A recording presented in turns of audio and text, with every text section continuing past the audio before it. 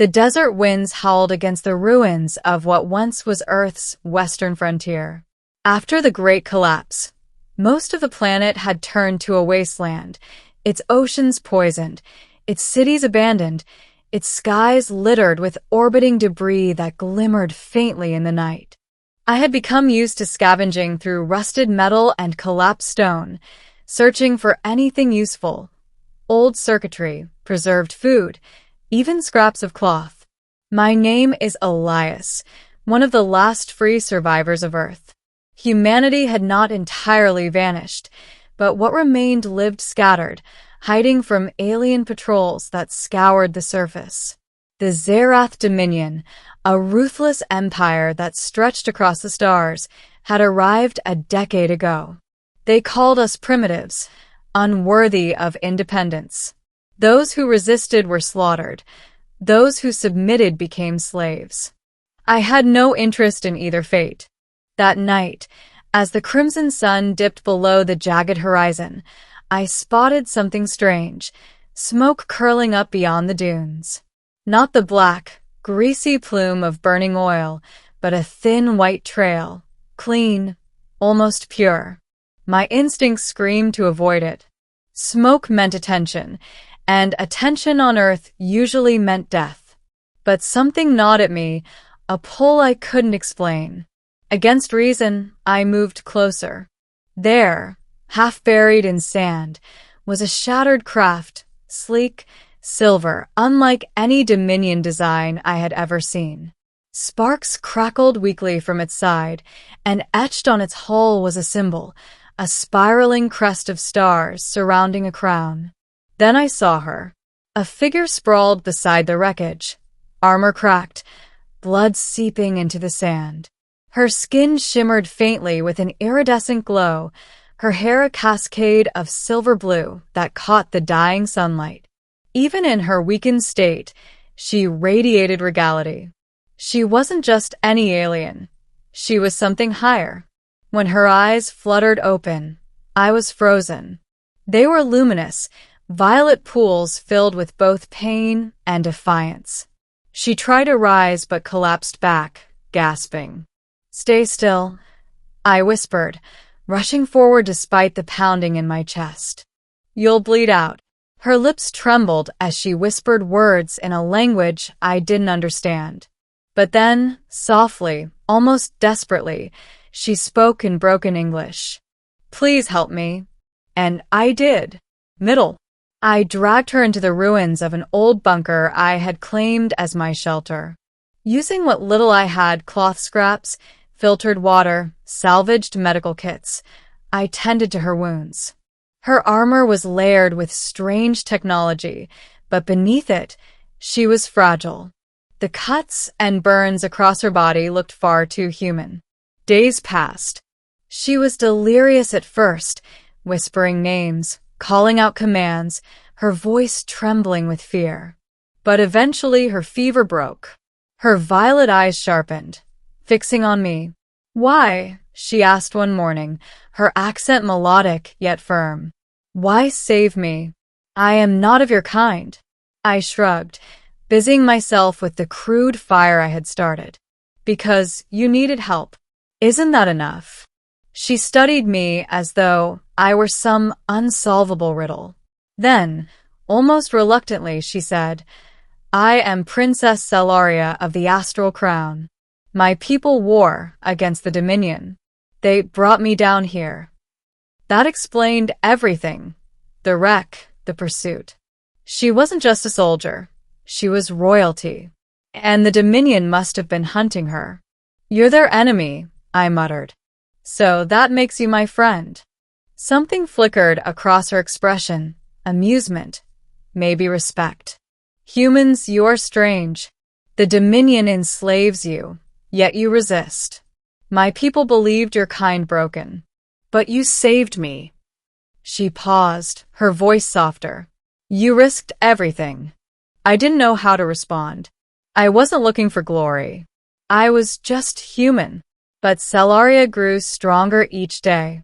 She taught me words of her language while I scavenged for food. In return, I showed her how to filter water, how to mask our fires from patrols, how to navigate the shifting sands of Earth's broken deserts. And then came the night of the raid. The Dominion tracked her. I had just returned from scavenging when I saw the shadows moving. 3 armored hunters, tall and insectoid, their mandibles clattering as they scanned the area. Their eyes glowed red, sweeping over the ruins. Selaria was still weak, unable to fight. My hands shook as I clutched the rusted rifle I had hidden away for emergencies. I wasn't a soldier.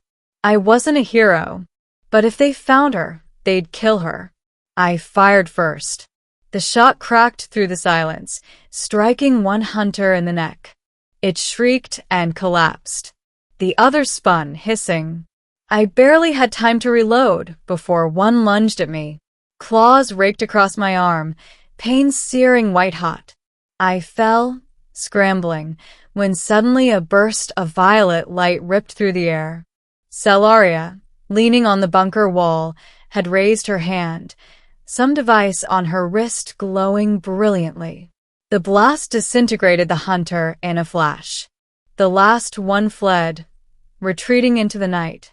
I panted, blood dripping from my arm. Selaria staggered toward me, her voice shaking. "Elias, you fought them for me. You nearly died." I gave a weak grin. "Guess I'm just stubborn." She knelt, her glowing hands pressing against my wound. Warmth surged through me as pain dulled. Her eyes brimmed with something more than gratitude.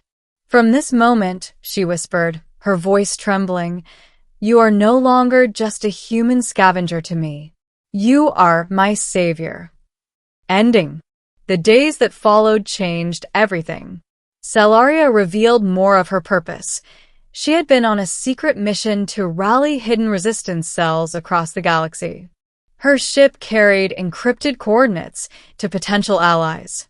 But now, stranded on Earth, she was vulnerable. Yet she didn't see her misfortune as an end. Instead, she looked at me, a nobody, and declared, "You gave me life when I was ready to surrender it. With you, Elias, perhaps humanity still has a place in the stars." Together, we devised a plan. Using her surviving tech and my scavenged resources, we would send a signal to her fleet. It required finding an abandoned satellite relay in the wastes, reactivating it long enough for her people to lock onto her position. It was madness. The relay was deep within Dominion territory. But when I looked at Selaria, her determination, her faith in me, I found courage I never knew I had. The journey tested us. Dominion patrols hounded us. Sandstorms nearly buried us alive. I watched Selaria's regal composure melt into exhaustion, yet she pressed forward. And when my strength faltered, she placed a hand on my shoulder and whispered, "My savior, do not falter. If you stand, I will stand with you." At last, we reached the relay, a towering husk of metal half swallowed by the desert.